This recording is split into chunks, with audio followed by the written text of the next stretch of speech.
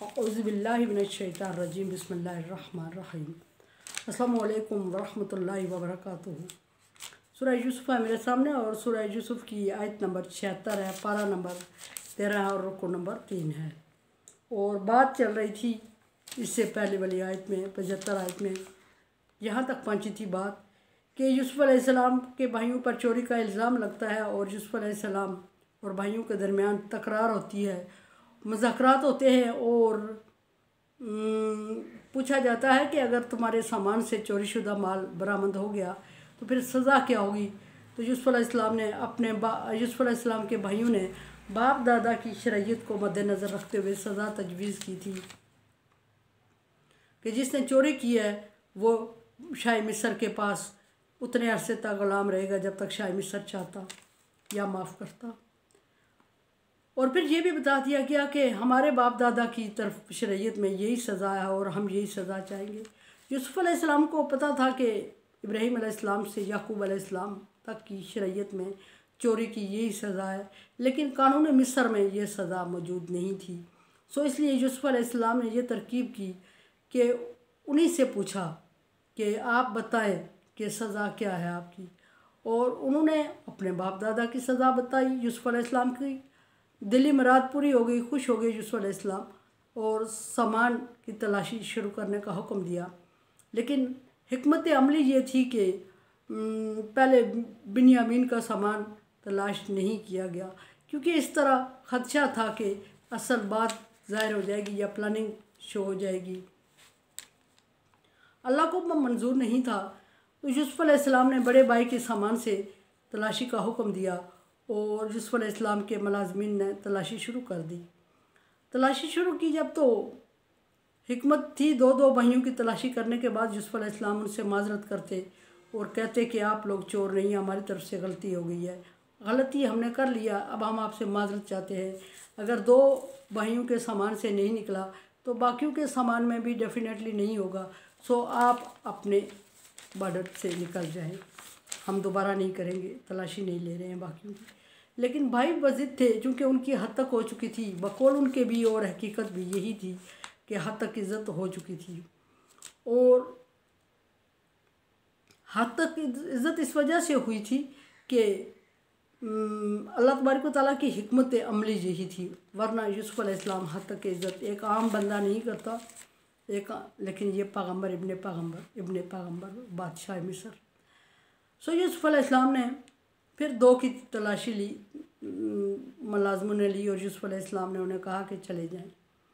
फिर नहीं माने यूसुफ अलैहिस्सलाम के भाई। उन्होंने कहा सबके सामान की तलाशी हो, खुदा न खास्ता बाद में आप सोचेंगे और हमें चोर समझेंगे या हम पे इल्ज़ाम मुसल्लत रहेगा, हम खुद अपने आप को मुजरिम समझते रहेंगे।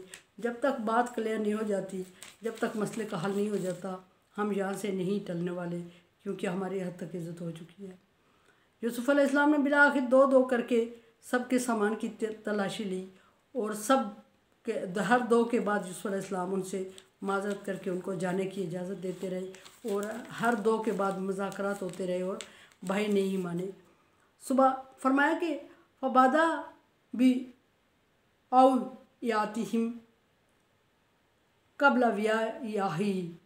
यूसुफ अलैहिस्सलाम ने हुक्म दिया और तलाशी शुरू हुई और यूसुफ अलैहिस्सलाम के सगे भाई यानी बिन्यामीन के सामान से पहले दूसरों के सामान की तलाशी ली गई।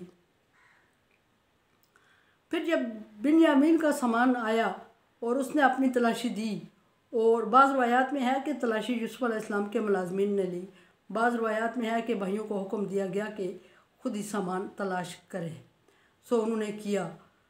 सुम्मा फरमाया कि सुम्मा खरज जहा मिन वियाई आही, फिर उन्होंने अपने भाई के सामान से जाम निकाल लिया। डेफिनेटली रखा हुआ था तो निकालना था और पता भी था कि किस तरह रखा हुआ है, लेकिन ये भी हिकमत से काम लिया कि जिस तरह रखा हुआ था उस तरह एकदम नहीं निकाल दिया, बल्कि काफ़ी सामान इधर उधर से ढूंढ के फिर उस जगह पे आए जहाँ सामान रखा हुआ था।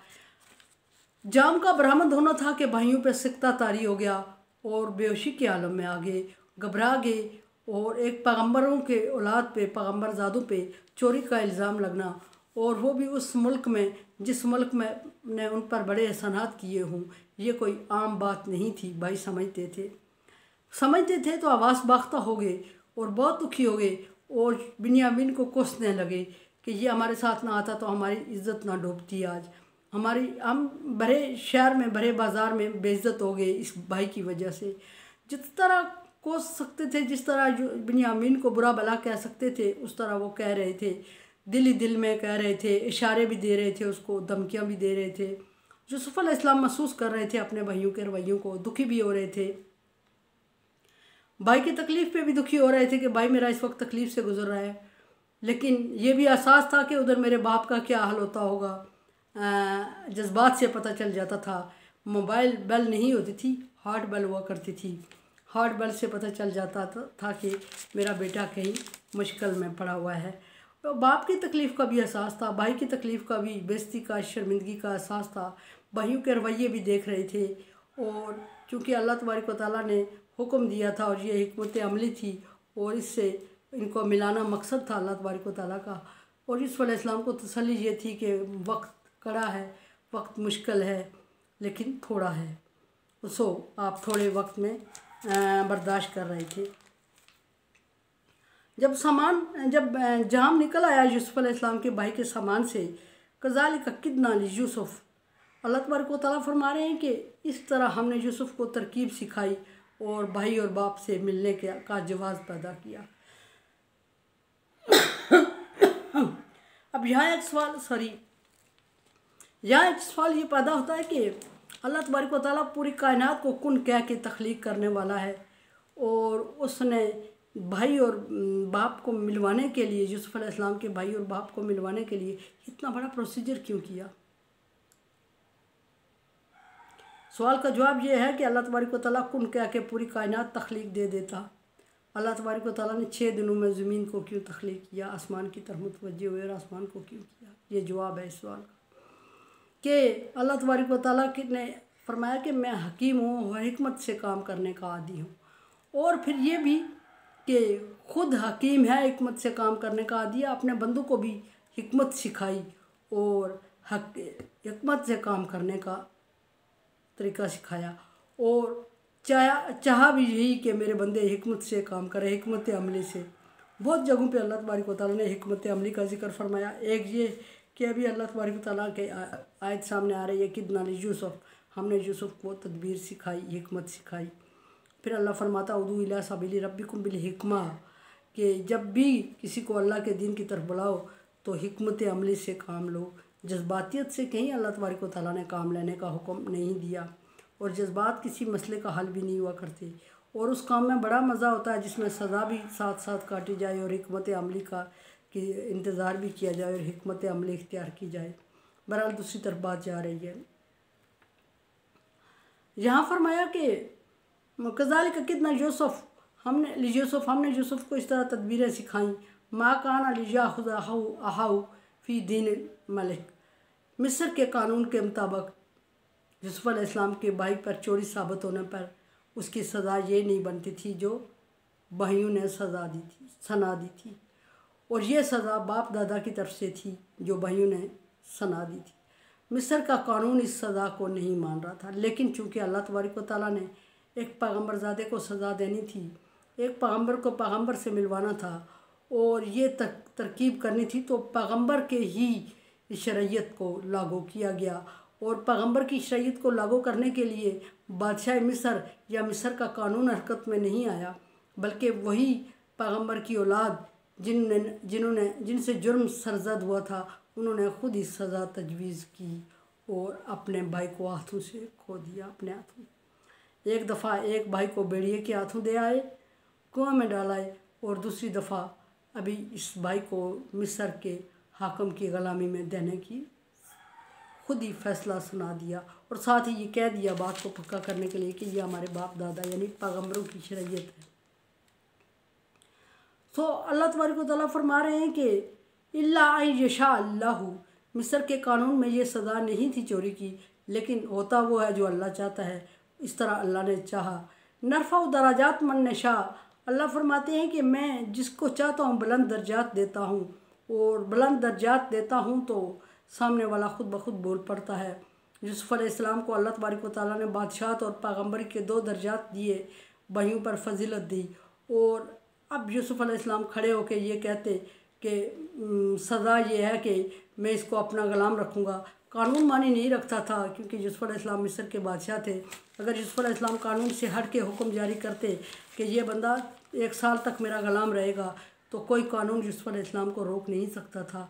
लेकिन हिकमत ये थी कि यूसुफ अलैहिस्सलाम के भाई ने अपने भाइयों से कहलवाया और भाइयों ने खुद सज़ा तजवीज़ दी, ताकि भाई यूसुफ अलैहिस्सलाम को ज़ालिम ना समझने लगे। फरमाया अल्लाह तबारक व तआला कि मैं इस तरह दर्जात को बुलंद करता हूँ, फ़ौक़ कुल्ली ज़ी इल्मिन अलीम, और हर जानने वाले के ऊपर एक और जानने वाला। इसका क्या मतलब है कि हर कोई दूसरे से ज़्यादा इल्म रखता है। अगर एक इल्म ये रखता है, दूसरी फील्ड में उससे ज़्यादा इल्म रखता है। लेकिन यहाँ मतलब ये है कि सारे आलम जो अल्लाह तबारक व तआला ने इल्म तकसीम कर दिया, वो सारा इल्म एक तरफ रखा जाए। और अल्लाह तबारक व तआला ने 1% पूरी दुनिया में तकसीम किया है और 99% इल्म अल्लाह तबारक व तआला के पास है। इसलिए फरमाया कि हर जानने वाले के ऊपर एक जानने वाला है।